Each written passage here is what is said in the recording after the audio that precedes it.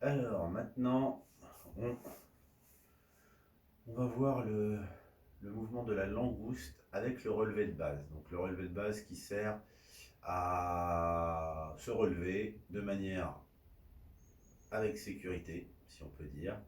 Donc de combiner à la fois le mouvement de base qui est la langouste et le relevé de base qu'on peut utiliser quand on se retrouve au sol dans une situation de self-défense par exemple, et qu'on on veut pas rester au sol, on veut se relever pour contre-attaquer, pour fuir, pour faire quoi que ce soit. Ok, donc ça commence comme un mouvement de langouste habituel.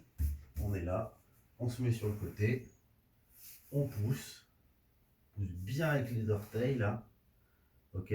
Maintenant, ce qu'on va faire, c'est que la main qui est sur le dessus, on va s'en servir un peu d'élan ici pour revenir sur son coude, reprendre appui ici avec sa main opposée sur son coude, revenir ici. Là, de cette position, il ne faut pas se précipiter, c'est une position de défense.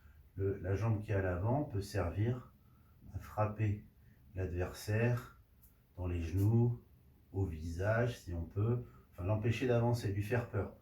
Il faut lui faire peur, créer de l'incertitude chez lui pour, à un moment donné, poser ce pied, toujours garder la main devant qui peut servir de protection au dernier moment si on reçoit des attaques, et tout de suite se relever sur la main de derrière, et ensuite prendre appui sur le pied avant et la main derrière pour se relever comme ça. Et là, on se relève en garde. Ok, je remonte de l'autre côté.